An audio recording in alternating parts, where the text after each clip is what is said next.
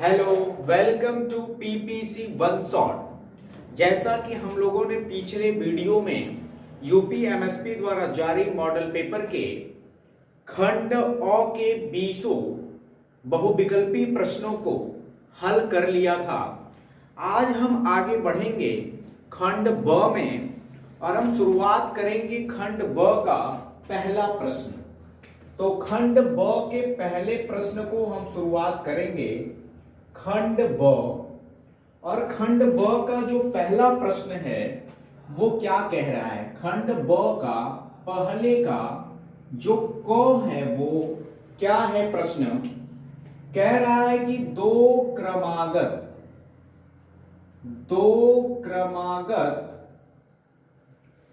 धनात्मक पूर्णांकों का गुणनफल, दो क्रमागत धनात्मक पूर्णांकों का गुणनफल, दो क्रमागत धनात्मक पूर्णांकों का गुणनफल दो से विभाज्य है, दो से विभाज्य है। दो क्रमागत धनात्मक पूर्णांकों का गुणनफल दो से विभाज्य है, यह कथन सत्य है। यह कथन सत्य है या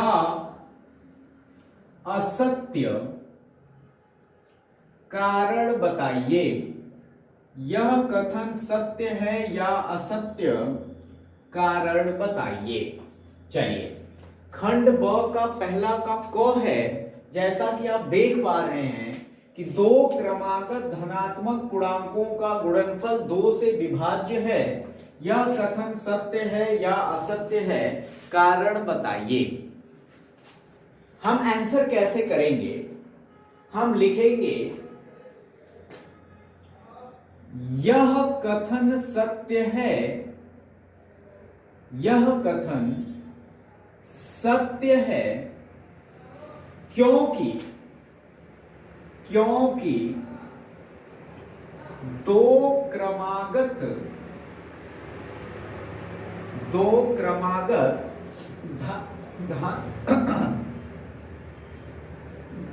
क्रमागत धनात्मक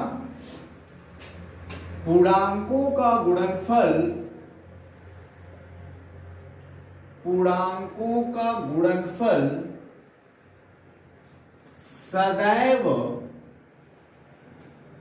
सम संख्या होती है।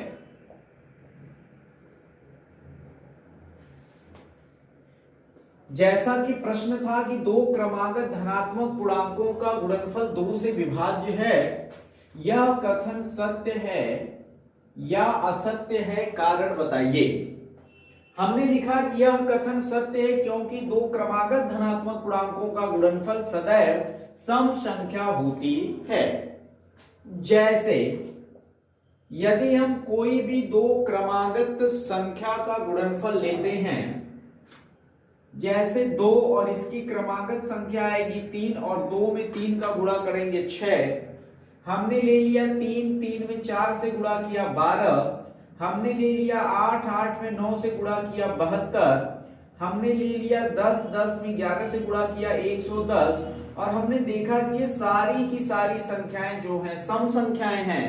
और आप सबको पता है कि सम संख्या दो से पूर्णतः विभाज्य होती है, इसलिए यह कथन बिल्कुल सत्य है कि दो क्रमागत धनात्मक पूर्णांकों का गुणनफल दो से विभाज्य है। आई होप्स कि यह प्रश्न आपको समझ में आया होगा। अब हम चलते हैं दूसरे प्रश्न की तरफ। चलिए, अब हम इसको इरेज करते हैं। अब देखिए दूसरा प्रश्न क्या है। खंड ब के दूसरे प्रश्न पे हम चलते हैं और दूसरा प्रश्न क्या कह रहा है। चलिए, उससे पहले खंड ब के दूसरे प्रश्न पे चलने से पहले हम थोड़ा सा इंक डाल के फिर आगे बढ़ते हैं, ताकि आपको अच्छे से व्हाइट बोर्ड पे लिखा हुआ दिखाई दे सके।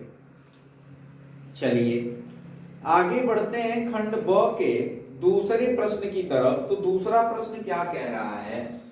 दूसरा प्रश्न है आपका पहले का ख।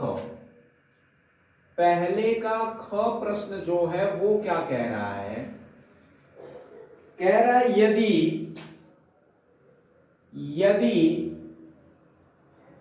कॉट थीटा बराबर 7/8 तो 1 plus sine theta 1 minus sine theta upon 1 plus cos theta 1 minus cos theta का मान होगा। ये प्रश्न है पहले का ख। चलिए भैया हम सॉल्व करते हैं। सॉल्व क्या दिया हुआ है मेरे भाई? दिया है कॉट थीटा बराबर 7/8। प्रश्न के अनुसार हमें किसकी वैल्यू निकालनी है? 1 plus sine theta in bracket 1 minus sine theta upon 1 plus cos theta और 1 माइनस का कॉस थीटा। अब देखो मेरे भाई, अब हम लोग एक फार्मूला जानते हैं। एक ब्रैकेट में a प्लस बी, दूसरे ब्रैकेट में a माइनस बी, ये होता है आपका a स्क्वायर और माइनस का b स्क्वायर। इसी फार्मूले पे अगर हम चलेंगे, ये हो जाएगा 1 स्क्वायर मीन्स 1 और माइनस का साइन स्क्वायर थीटा। नीचे फिर 1 स्क्वायर करेंगे तो 1 और माइनस कॉस का स्क्वायर करेंगे तो कॉस स्क्वायर थीटा। अब 1 माइनस साइन स्क्वायर थीटा आपने पहली सोलसमिका पढ़ा है, sine square theta plus cos square theta is equal to 1। तो यहां से जब हम वैल्यू निकालते हैं तो cos square theta equal to 1 minus sine square theta और sine square theta is equal to 1 minus cos square theta. अब ये वैल्यू हम उठा के रखेंगे तो 1 माइनस साइन स्क्वायर थीटा की जगह क्या हो जाएगा? कॉस स्क्वायर थीटा और 1 माइनस कॉस स्क्वायर थीटा की जगह क्या हो जाएगा? Sign square theta.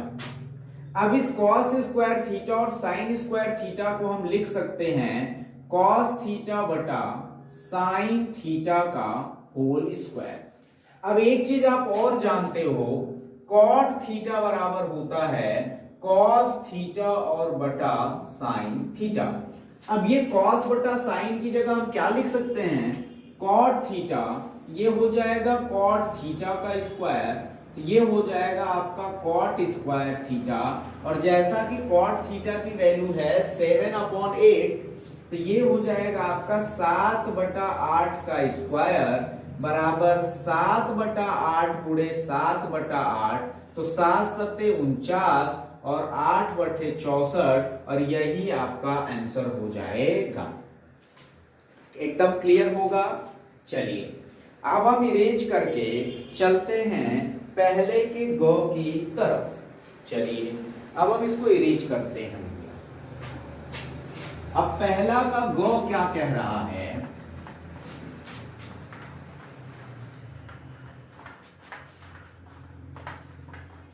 पहले का ग, आइए पहले का ग कह रहा है एक शंक्वाकार बर्तन, एक शंक्वाकार बर्तन, एक शंक्वाकार बर्तन जिसका आंतरिक व्यास, जिसका आंतरिक व्यास, आंतरिक व्यास 10 सेंटीमीटर एवं ऊंचाई 24 सेंटीमीटर है, पानी से भरा है, पानी से भरा है। पानी को एक बेलनाकार बर्तन पानी को एक बेलनाकार बर्तन, पानी को एक बेलनाकार बर्तन जिसका आंतरिक व्यास, जिसका आंतरिक व्यास 20 सेंटीमीटर है, में डाला जाता है, में डाला जाता है। बेलनाकार पात्र में डाले गए पानी की ऊंचाई ज्ञात कीजिए। बेलनाकार पात्र में डाले गए पानी की ऊंचाई ज्ञात कीजिए। चलिए आइए हम इसको भी हल करते हैं। कह रहा है एक शंक्वाकार बर्तन जिसका आंतरिक व्यास 10 सेंटीमीटर है। एक शंक्वाकार बर्तन है जिसका आंतरिक व्यास 10 सेंटीमीटर दिया हुआ है आपका। चलिए भैया, एवं ऊंचाई 24 सेंटीमीटर है। जो ऊंचाई दे रखी है वो दे रखी है 24 सेंटीमीटर। कह रहा है कोई एक बेलनाकार बर्तन जिसका आंतरिक व्यास 20 सेंटीमीटर है। बेलनाकार बर्तन है एक, और उस बेलनाकार बर्तन का जो आंतरिक व्यास है वो आपका कितना है, 20 सेंटीमीटर है, और इसके ऊंचाई को हमें क्या करना है, फाइंड आउट करना है। चलिए भैया,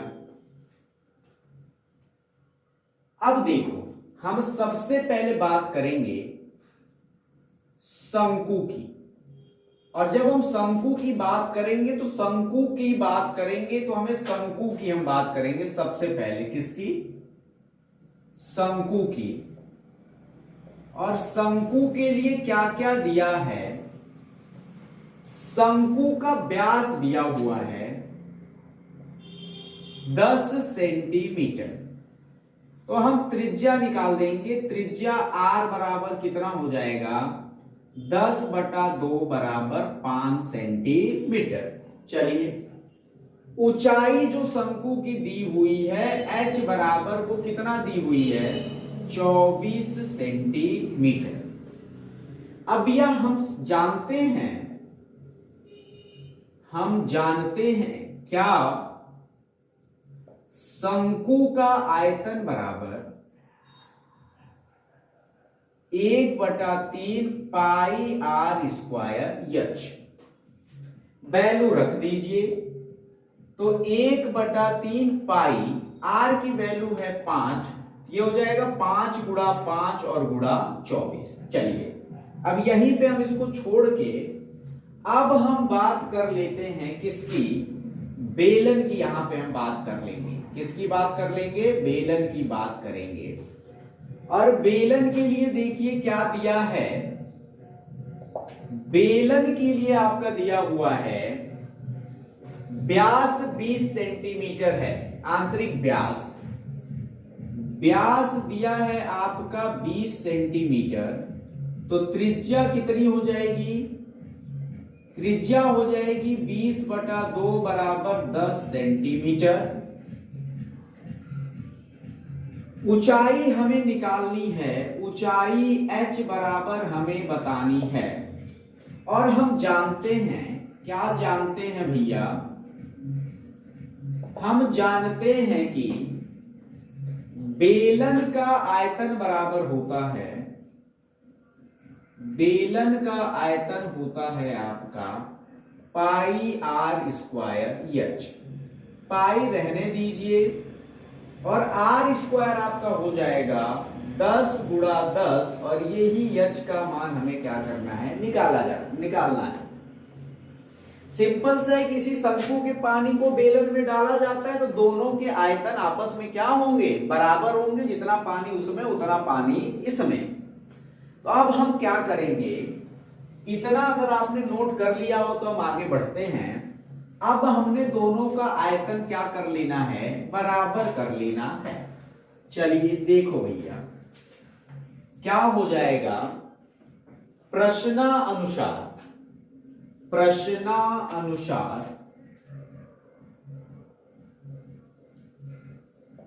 बेलन का आयतन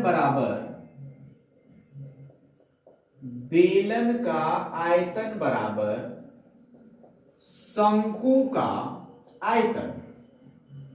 अब बेलन का आयतन कितना दिया हुआ है, पाई गुणा 10 गुणा 10 गुणा h बराबर 1/3 पाई गुणा 5 गुणा 5 गुणा 24।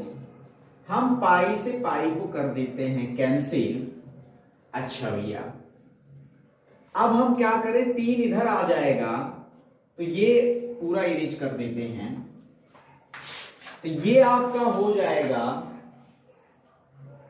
5 से कैंसिल कर लिया तो 2, इस 5 से कर लिया तो 2, 2 दूना हो जाएगा 4h बराबर, और 3 से हमने इसको कैंसिल कर लिया तो हो गया 8।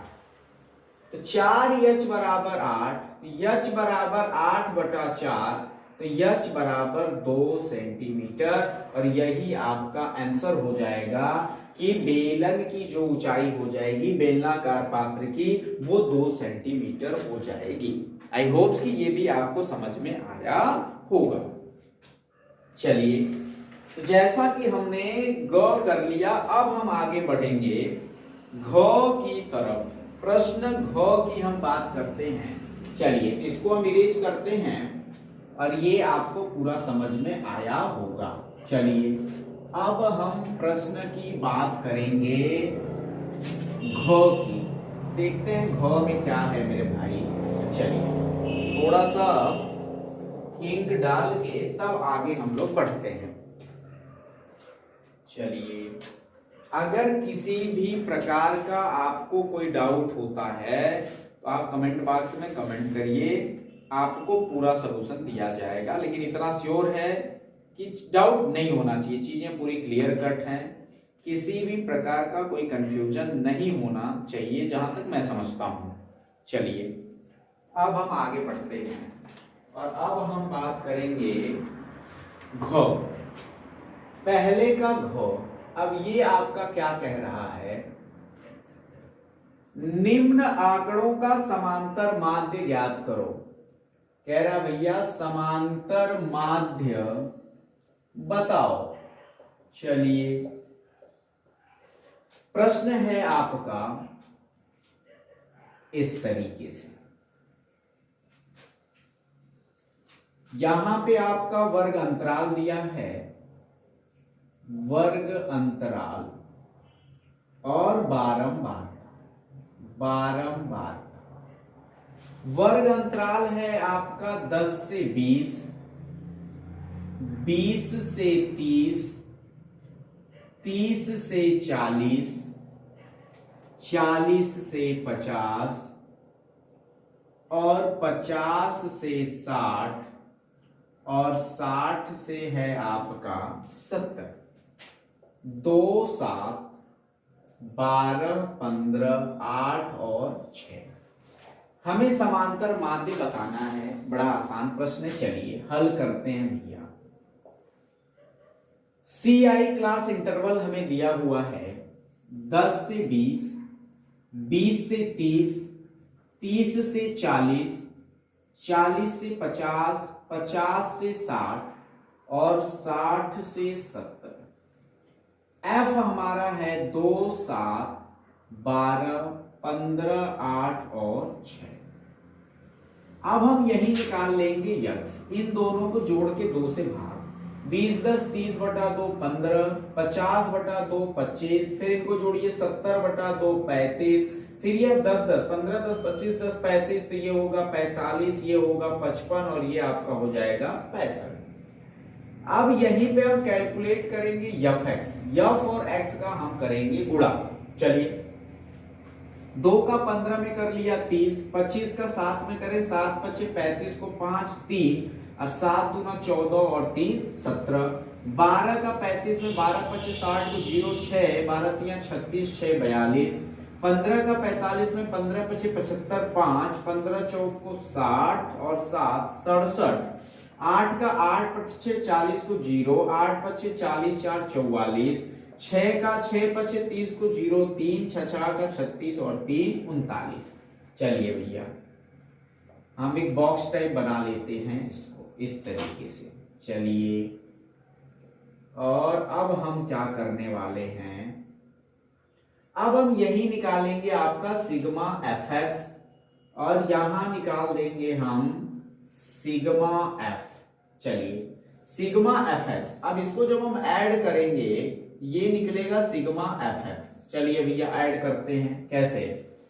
5 5 10 0 1 3 1 4 7 4 11 2 13 7 20 4 24 9 33 को 3 3 3 1 4 4 8 6 14 4 18 3 21 2130 आ गया sigma F x. Sigma F हम कैलकुलेट कर लेते हैं। Sigma F 7 2 9 12 9 21 10 31 5 36 8 44 6 50। चलिए अब हम जानते हैं समांतर माध्य m बराबर होता है सिग्मा एफ एक्स बटा सिग्मा एफ।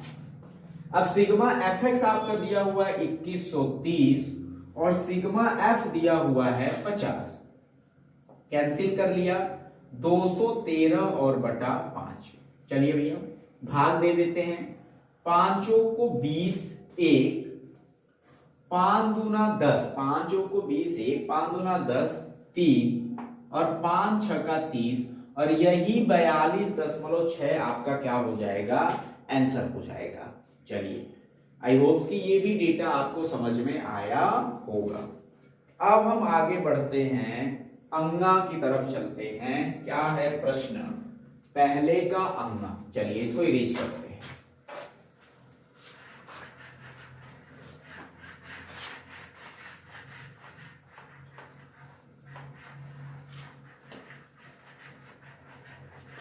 पहले का अंगा क्या कह रहा है?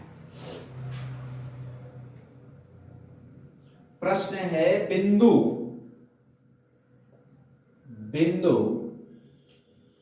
-4, 6 बिंदुओं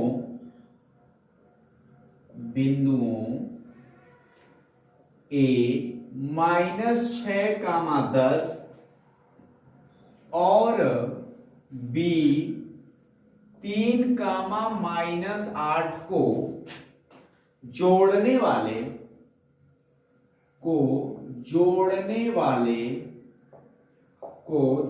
वाले रेखाखंड को किस अनुपात में विभाजित करता है? किस अनुपात में विभाजित करता है? चलिए भैया आइए हल करते हैं। दिया है, क्या दिया हुआ है मेरे भाई? बिंदु -4, 6 बिंदु -4, 6 ये वैल्यू आपकी x की और ये वैल्यू आपकी y की। A दिया हुआ है आपका -6, 10 और B दिया है आपका 3, -8। ये होता है आपका x1, ये y1 और ये आपका x2 और ये आपका y2। हम जानते हैं x बराबर आपका m1 x2 प्लस का m2 x1 upon m1 plus m2। चलिए वैल्यू रखते हैं। x का मान है -4 बराबर m1 का मान, अच्छा किस अनुपात में विभाजित करता है, हमें यही m1 m2 निकालना है। तो m1 x2 का मान है आपका 3 प्लस m2 x1 का मान है आपका -6 और m1 और प्लस का हो जाएगा m2।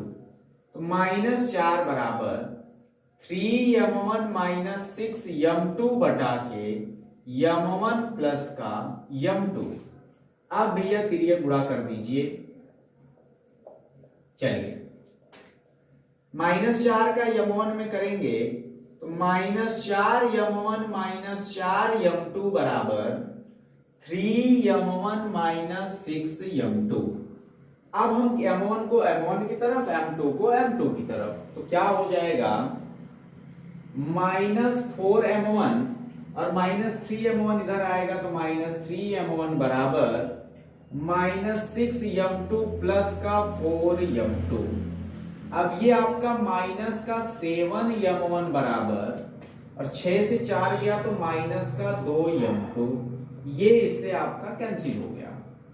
अब मेरे भाई m2 को इधर लाएंगे तो m1 अपॉन m2 बराबर 7 को इधर ले जाएंगे तो 2/7, या m1 अनुपाते m2 बराबर 2/7, और यही m1 अनुपाते m2 आपको फाइंड आउट करना था। तो m1 अनुपाते m2 बराबर 2/7। चलिए अब हम आगे बढ़ते हैं, प्रश्न 4 की तरफ चलते हैं। 4 की तरफ। अब 4 क्या है मेरे भाई, आइए देखते हैं। चलिए 4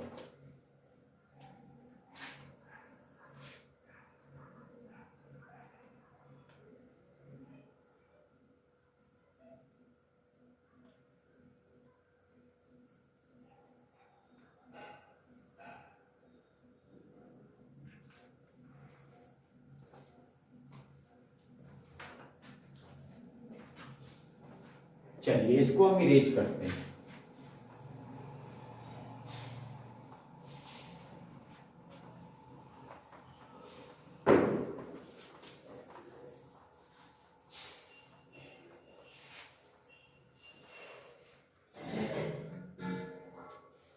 पहले का 4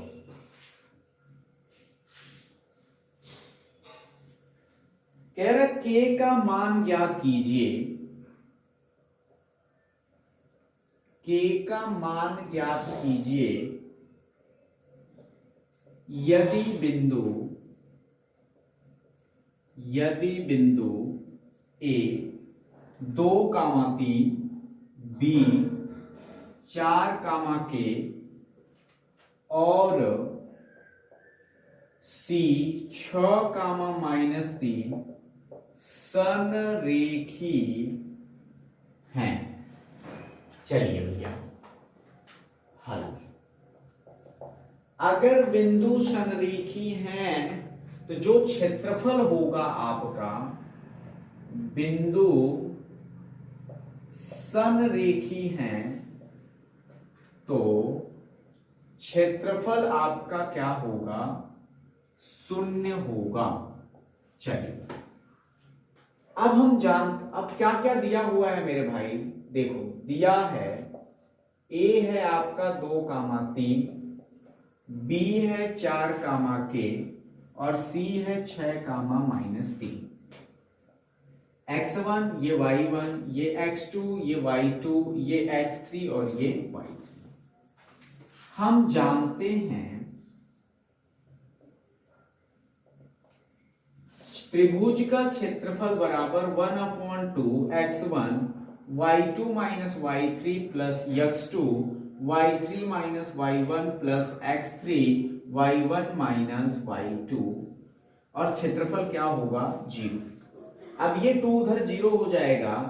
अब हम वैल्यू रखते हैं x1 की वैल्यू आपकी कितनी दी हुई है 2, y2 माइनस y3 तो k माइनस y3 का मान है -3 प्लस x2 का मान है आपका 4, y3 माइनस y1 -3 माइनस का 3 प्लस x3 का मान है 6, y1 minus y2 3 minus y2 की वैल्यू है k बराबर हो जाएगा 0।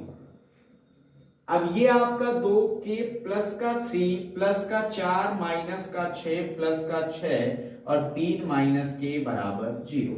चलिए 2 का k में करेंगे 2k प्लस का 6 माइनस का 4 का 6 में करेंगे तो 24 प्लस का 18 माइनस 6k बराबर 0। आइए थोड़ा ऐड कर लेते हैं। ये 2k माइनस 6k आपका हो जाएगा माइनस का 4k, और ये 18 6 24, 18 6 24 कहानी खत्म है, तो ये is equal to 0, so k is equal to 0 upon minus 4, so k is equal to 0, और यही आपका आंसर हो जाएगा।